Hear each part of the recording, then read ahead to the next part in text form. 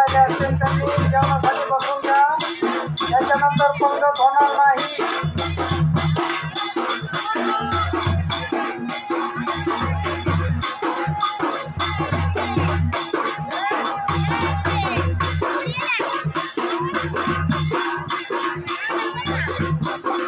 सखाराम तुले या भावी भक्तांनी 100 रुपये देणगी दिली. धन्यवाद.